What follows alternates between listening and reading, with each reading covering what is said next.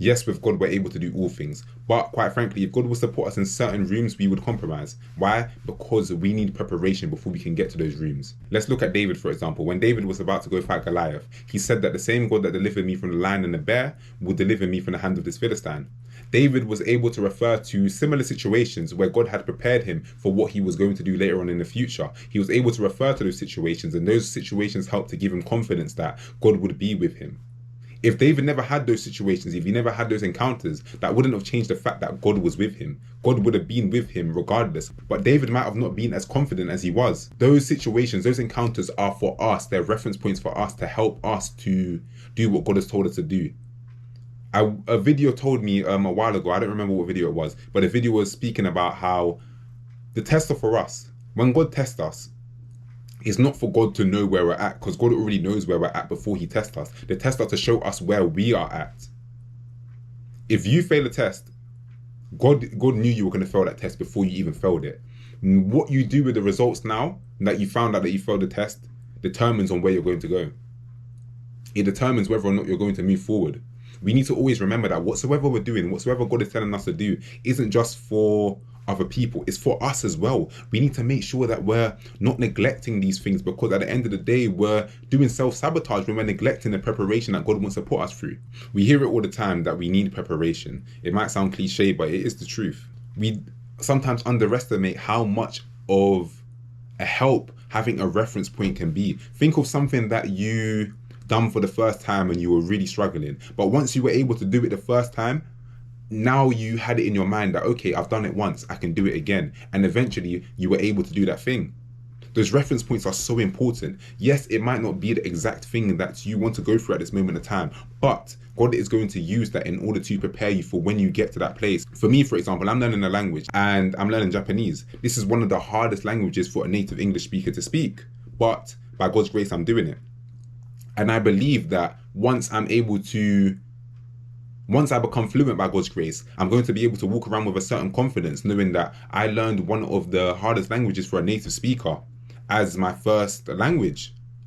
So imagine what other languages I could learn. It gives me that confidence and helps me to push forward. That's why they say experience is so important. Even if you're applying for a different job, a job that's in a different sector. If you've worked in fast-paced environments, that experience will help to translate to other jobs. So we should never neglect the experience that God is trying to give us. We need to allow God to give us that experience. There's no need to be in a rush for wheresoever you're trying to go.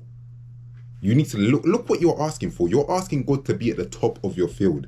You're not asking for a small thing. Sometimes we forget that we're asking God to truly succeed at whatsoever we're doing by his grace. We have to remember that we're not asking for little things. So allow God to build the right foundation so you're prepared for everything that comes your way once by God's grace you get to that position that he has for you. You're asking to be at the top of your field. You're asking for something that people have put in hours of sacrifice to get to. You're not asking for something easy. Social media has allowed us to see the efforts of hard work, years of hard work in seconds. And because of that, it can lead people to be jealous of other people, not knowing the process that people have put in order to get to that stage. You can see someone playing piano effortlessly, and it can cause you to get jealous. It can lead you to get jealous, not knowing the amount of time that person put in to get to that stage. It's only when you truly start to do those things for yourself, you realize, wow, this actually takes work. This takes a lot of hours, a lot of time to get to that stage that I see that person at. We should never allow the time that something seems like it's going to take to stop us from doing what we need to do. God is never in a rush. So why are we in a rush? Why are we rushing to get to certain places when God is not in a rush himself? God wants to give you the opportunity, the best opportunity that he has for you. Don't you think God could have given you that thing already, whatsoever you're desiring? He could have done it, but God is waiting for the opportunity. The reality is, I believe that most people, if not all, will never truly understand the process that God brought them through until they get to the final destination.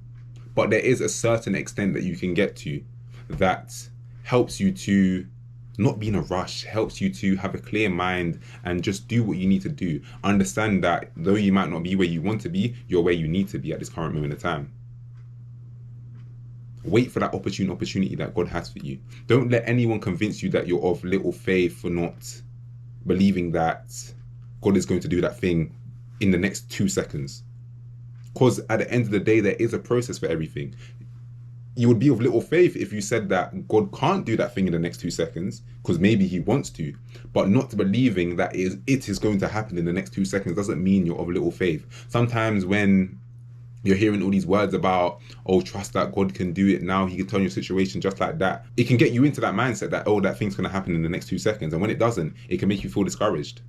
It's not that those people are lying. Those people are not lying. That message applies to certain people. But for other people, there is a process. Because like I said, you're asking for something giant, something that people put in hours. We have to always remember that just because we serve the King of the universe doesn't mean we're going to get everything on a silver plate. We're not going to get everything just given to us like that. There's still a process that we need to go through. There's still work that we need to do. Your drive needs to be there. I was watching a video about music, as I do music, and the person was talking about how your drive is the most important thing, one of the most important things when it comes to pushing your music, and that comes to anything. Your drive is what's important, regardless of how long it takes. Your drive should get you to where you need to get to. If you feel like giving up right now, then maybe your drive isn't where it needs to be. Maybe that thing might not be for you, but maybe there's a chance that your drive isn't where it needs to be. Do you really want that thing as much as you say you do? If you do, then let your actions reflect it. Do the hard work right now so you can flourish in the future. Do things that make your future self happy. We need to deny ourselves delayed gratification. We need to delay gratification. Stop selling your future for short-term pleasure. I understand that thing seems long. I understand that whatsoever God has called you to do isn't the easiest. But whatsoever God has called you to do is the best thing that you can possibly do. Yes, someone might have done whatsoever you're wanting to do faster than you, but don't compare yourself to other people, because at the end of the day, everyone has their own journey. Everyone has their own route. You don't know what you are going to encounter on your journey that you need at this current moment of time, that this preparation is helping you to get towards. So don't be worrying about whatsoever everyone else is doing. Would you rather get to your destination with a peaceful mindset, knowing that you took your time, yes, but you eventually got to the place that you're trying to get to?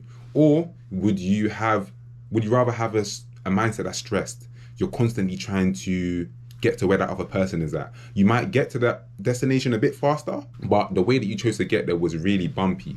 Because I feel like most of the times when people rush, yes, they do get there faster, but it's not a significant amount.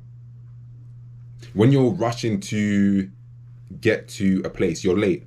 You have the mindset that, oh man, I need to get there quick. Yeah, you might get there a couple minutes quicker, but there is still a process that you have to take. It's like when you're on the bus and you're late and a whole bunch of people are getting on the bus. Yes, it is slowing you down a little bit, but there is still a long journey that you have ahead of you.